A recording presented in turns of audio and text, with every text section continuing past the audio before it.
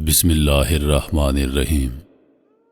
اس پاک پروردگار کے بابرکت نام سے شروع کرتا ہوں جس نے مجھے بولنا سکھایا۔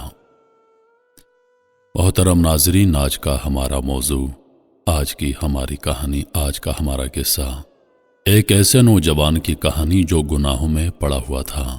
ایک رئیس زادہ تھا، زندگی کی ہر آسائش اسے میسر تھی، پھر اس نے گناہوں کو چھوڑ کر اللہ پاک کی جانب اپنا سفر شروع کیا، اور اس کا اختتام کیا ہوا، آئیے ویڈیو میں ملاحظہ کرتے ہیں۔ محمد بن سماک رحمۃ اللہ علیہ فرماتے ہیں کہ بنو امیہ کے لوگوں میں موسیٰ بن محمد بن سلیمان الہاشمی بہت ہی نازک پرور رئیس زادہ تھا۔ دل کی خواہشات پورا کرنے میں ہر وقت مگن رہتا، کھانے پینے میں، لباس میں، لولاب میں، خواہشات اور لذات کی ہر نوع میں اعلیٰ درجہ پر تھا۔ لڑکے لڑکیوں میں ہر وقت مگن رہتا، نہ اس کو کوئی غم تھا نہ فکر، خود بھی نہایت حسین تھا۔ اللہ تعالیٰ کی ہر نوع کی دنیاوی نعمت اس پر پوری تھی۔ اس کی آمدنی 3,03,000 دینار اشرفیاں سالانہ تھی، جو ساری کی ساری اسی مستی میں خرچ ہو جاتی۔ ایک اونچا بالا خانہ تھا جس میں کئی کھڑکیاں شارع عام کی طرف کھلی تھیں، جن میں بیٹھ کر وہ راستہ چلنے والوں کے نظارے کرتا، اور کئی کھڑکیاں دوسری جانب باغ کی طرف کھلی تھیں، جن میں بیٹھ کر وہ باغ کی ہوائیں کھاتا، خوشبوئیں سونگھتا۔ اس کے محل میں ایک ہاتھی دان کا کبا تھا جو چاندنی کی میخوں سے جڑا ہوا تھا، اور سونے کا اس پر جھول تھا۔ اس کے اندر ایک تخت تھا جس پر موتیوں کی چادر تھی، اور اس ہاشمی کے سر پر موتیوں کا امامہ تھا۔ اس کمرے میں اس کے یار احباب جمع رہتے، خدام ادب سے پیچھے کھڑے رہتے۔ سامنے ناچنے گانے والیاں کمرے سے باہر جمع رہتی۔ جب گانا سننے کو دل چاہتا وہ ستار کی طرف ایک نظر اٹھاتا اور سب حاضر ہو جاتی، اور جب بند کرنا چاہتا تو ہاتھ سے ستار کی طرف اشارہ کر دیتا، گانا بند ہو جاتا۔ رات کو ہمیشہ جب تک نیند نہ آتی یہی شغل رہتا، اور جب شراب کے نشے سے اس کی عقل جاتی رہتی، یارانے مجلس اٹھ کر چلے جاتے، وہ جون سی لڑکی کو چاہتا پکڑ لیتا اور رات بھر اس کے ساتھ خلوت کرتا۔ صبح کو وہ شطرنج میں مشغول ہو جاتا۔ اس کے سامنے کوئی رنج و غم کی بات، کسی کی موت، کسی کی بیماری کا تذکرہ بالکل نہ آتا۔ اس کی مجلس میں ہر وقت ہنسی اور خوشی کی باتیں، ہنسانے والے قصے اور اسی قسم کے تذکرے رہتے۔ ہر دن نئی نئی خوشبوئیں جو اس زمانے میں کہیں نہ ملتی، وہ روزانہ اس کی مجلس میں آتی۔ عمدہ عمدہ خوشبوؤں کے گلدستے وغیرہ حاضر کیے جاتے۔ اسی حالت میں اس کے 27 برس گزرے۔ ایک رات وہ حسب معمول اپنے کمرے میں تھا، دفتن اس کے کان میں ایک ایسی سریلی آواز پڑی جو اس کے گانے والوں کی آواز سے بالکل جدا تھی، لیکن بڑی دلکش تھی۔ اس کی آواز نے کان میں پڑتے ہی اس کو بے چین سا کر دیا۔ اپنے گانے والیوں کو بند کر دیا اور کھڑکی سے باہر سر نکال کر اس آواز کو سننے لگا۔ وہ آواز کبھی کان میں پڑ جاتی، کبھی بند ہو جاتی۔ اس نے اپنے خدام کو حکم دیا کہ یہ آواز جس شخص کی آ رہی ہے اس کو پکڑ کر میرے سامنے لاؤ۔ شراب کا دور چل رہا تھا۔ خدام جلدی سے اس آواز کی طرف دوڑے۔ خدام مسجد میں پہنچے جہاں ایک جوان نہایت ضعیف بدن، زرد رنگ، گردن سوکھی ہوئی، ہونٹوں پر خشکی آئی ہوئی، بال بکھرے، پیٹ کمر سے لگا ہوا، دو ایسی چھوٹی چھوٹی لنگیاں اس کے بدن پر کہ ان سے مشکل سے سطر ڈھک سکے، مسجد میں کھڑا اپنے رب کے ساتھ مشغول تلاوت ہے۔ یہ لوگ اس کو پکڑ کر لے گئے، نہ اس سے کچھ کہا نہ بتایا۔ ایک دم اس کو مسجد سے نکال کر وہاں بالا خانہ پر لے جا کر اس کے سامنے پیش کر دیا۔ حضور، بندہ حاضر ہے۔ وہ شراب کے نشے میں کہنے لگا، یہ شخص کون ہے؟ انہوں نے عرض کیا، حضور وہی شخص ہے جس کی آواز آپ نے سنی تھی۔ اس نے پوچھا کہ تم اس کو کہاں سے لائے ہو؟ کہنے لگے، حضور مسجد میں کھڑا قرآن شریف پڑھ رہا تھا۔ اس رئیس نے اس نوجوان سے پوچھا کہ تم کیا پڑھ رہے تھے؟ اس نے اعوذ باللہ پڑھ کر یہ آیتیں بتائیں جن کا ترجمہ ہے، بے شک نیک لوگ جنت کی بڑی نعمتوں میں ہوں گے، مسحریوں پر بیٹھے ہوئے جنت کے عجائب دیکھتے ہوں گے۔ اے مخاطب، تو ان کے چہروں پر نعمتوں کی شادابی سرسبزی محسوس کرے گا، اور ان کے پینے کے لیے خالص شراب ہوگی جس پر مشک کی مہر ملے گی۔ ایک دوسرے پر لالچ کرنے والوں کو ایسی ہی چیزوں میں لالچ کرنا چاہیے کہ یہ نعمتیں کس کو زیادہ ملتی ہیں، اور ان کا ملنا اعمال کی وجہ سے ہوتا ہے۔ اس لیے ان اعمال میں لالچ کرنا چاہیے جن سے یہ نعمتیں حاصل ہوں، اور اس شراب کی آمیزش تسنیم کے پانی سے ہوگی۔ شراب میں کوئی چیز ملائی جاتی ہے تو اس سے اس کا جوش زیادہ ہو جاتا ہے، اور وہ تسنیم جنت کا ایک ایسا چشمہ ہے جس سے مقرب لوگ پانی پیتے ہیں، یعنی اس چشمے کا پانی مقرب لوگوں کو تو خالص ملے گا، اور نیک لوگوں کو شراب میں اس میں سے تھوڑا سا ملا دیا جائے گا۔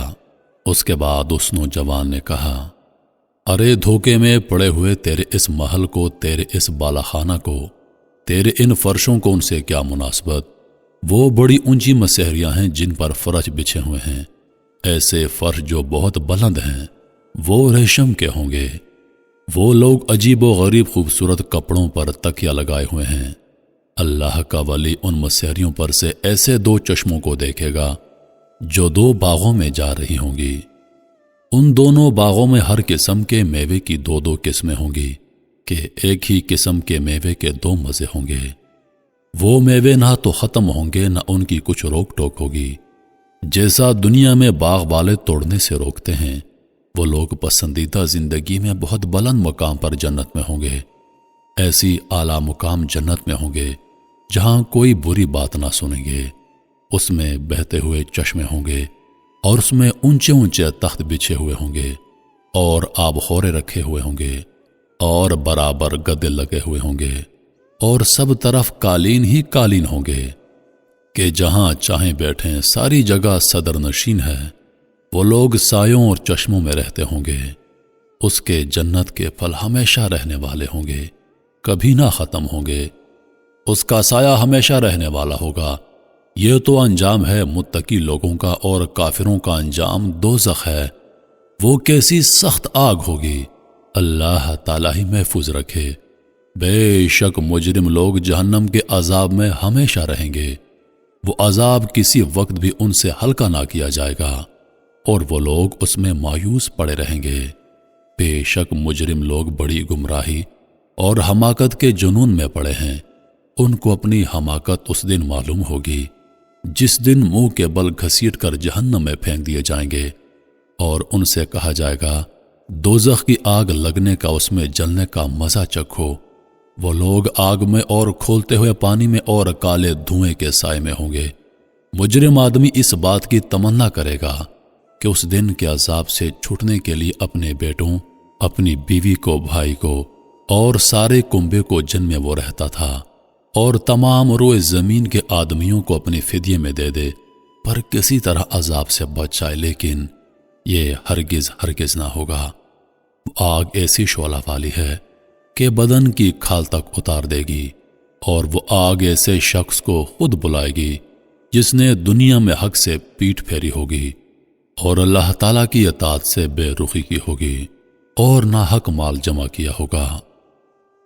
وہ ہاشمی رئیس فقیر کا کلام سن کر اپنی جگہ سے اٹھا، اور فقیر سے گلے رکھ کر خوب چلا کر رویا، اور اپنے سب اہل مجلس کو کہہ دیا کہ تم سب چلے جاؤ، اور فقیر کو ساتھ لے کر صحن میں گیا، اور ایک بوریے پر بیٹھ گیا، اور اپنی جوانی پر نوحہ کرتا رہا، اپنی حالت پر روتا رہا، اور فقیر اس کو نصیحت کرتا رہا یہاں تک کہ صبح ہو گئی۔ اس نے اپنے سب گناہوں سے اول فقیر کے سامنے توبہ کی، اور اللہ تعالیٰ سے اس کا عہد کیا کہ آئندہ کبھی کوئی گناہ نہ کرے گا۔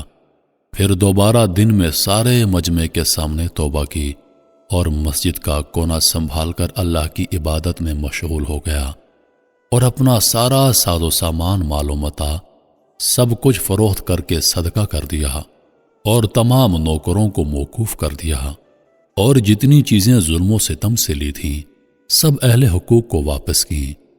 غلام اور باندیوں میں سے بہت سے آزاد کیے، اور بہت سے فروخت کر کے ان کی قیمت صدقہ کر دی، اور موٹا لباس اور جو کی روٹی اختیار کی، تمام رات نماز پڑھتا، دن کو روزہ رکھتا تاکہ بزرگ اور نیک لوگ اس کے پاس زیارت کو آنے لگے، اور اتنا مجاہدہ اس نے شروع کر دیا کہ لوگ اس کو اپنے حال پر رحم کھانے اور مشقت میں کمی کرنے کی فرمائش کرتے اور اس کو سمجھاتے کہ اللہ تعالیٰ بہت کریم ہے، وہ تھوڑی محنت پر بہت زیادہ اجر عطا فرمائے گا۔ مگر وہ کہتا کہ دوستو، میرا حال مجھی کو معلوم ہے، میں نے اپنے مولا کی رات دن نافرمانیاں کی ہیں، بڑے سخت گناہ کیے ہیں۔ یہ کہہ کر وہ رونے لگتا اور خوب روتا۔ اسی حالت میں ننگے پاؤں پیدل حج کو گیا، ایک موٹا کپڑا بدن پر تھا، ایک پیالہ اور ایک تھیلا صرف ساتھ تھا۔ اسی حالت میں مکہ مکرمہ پہنچا اور حج کے بعد وہیں قیام کر لیا، وہیں ان کا انتقال ہوا۔ مکہ کے قیام میں رات کو حتیم میں جا کر خوب روتا اور گڑ گڑاتا اور کہتا، میرے مولا، میری کتنی خلوتیں ایسی گزر گئیں جن میں نے تیرا خیال بھی نہ کیا، میں نے کتنے بڑے بڑے گناہوں سے تیرا مقابلہ کیا، میرے مولا، میری نیکیاں ساری جاتی رہیں، کچھ بھی نہ کمایا، اور میرے گناہ میرے ساتھ رہ گئے۔ ہلاکت ہے میرے لیے اس دن جس دن تجھ سے ملاقات ہوگی، جس دن مرنے کے بعد میرے لیے ہلاکت پر ہلاکت ہے، یعنی بہت زیادہ ہلاکت۔ اس دن جس دن میرے اعمال نامے کھولے جائیں گے، آہ میری رسوائیوں سے بھرے ہوئے ہوں گے، وہ میرے گناہوں سے پر ہوں گے، بلکہ تیری ناراضگی سے مجھ پر ہلاکت اتر چکی ہے، اور تیرا عذاب مجھ پر ہلاکت ہے، جو تیرے ان احسانوں پر ہوگا جو ہمیشہ تو نے مجھ پر کیے، اور تیری ان نعمتوں پر ہوگا جن کا ہمیشہ میں نے گناہوں سے مقابلہ کیا، اور میری ساری حرکتوں کو تو دیکھ رہا تھا۔ میرے آقا، تیرے سوا میرا کون سا ٹھکانہ ہے جہاں بھاگ کر چلا جاؤں؟ تیرے سوا کون ایسا ہے جس سے التجا کروں؟ تیرے سوا کون ہے جس پر کسی قسم کا بھروسہ کروں؟ میرے آقا، میں اس قابل ہرگز نہیں ہوں کہ تجھ سے جنت کا سوال کروں، البتہ محض تیرے کرم سے، تیری عطا سے، تیرے فضل سے اس کی تمنا کرتا ہوں کہ تو مجھ پر رحم فرما اور میرے گناہوں کو معاف کر دے۔ میرے محترم عزیز دوستو، یہ تھا ایک ایسا سچا قصہ، ایک ایسے نوجوان کا قصہ جس نے گناہوں کو ترک کر دیا اور اللہ کے راستے پر چل پڑا۔ جب اس نے اللہ کے راستے کو اپنایا تو اپنے وقت کا ولی بن گیا۔ میرے محترم عزیز دوستو، آپ نے اس کہانی سے، اس قصے سے کیا سیکھا؟ کمنٹ میں اپنی رائے کا اظہار ضرور کیجیے گا، اور اس ویڈیو کو اپنے دوستوں کے ساتھ ضرور شیئر کیجیے گا۔ انہی لفظوں کے ساتھ میں اجازت چاہوں گا، اس امید کے ساتھ کہ سانسوں نے وفا کی تو اگلی بار ایک اور ویڈیو لے کر آپ کی خدمت میں حاضر ہوں گا۔ تب تک کے لیے خدا حافظ۔ اللہ پاک آپ سب کا حافظ و نگہبان۔ ہنستے رہیے اور ہمیشہ مسکراتے رہیے۔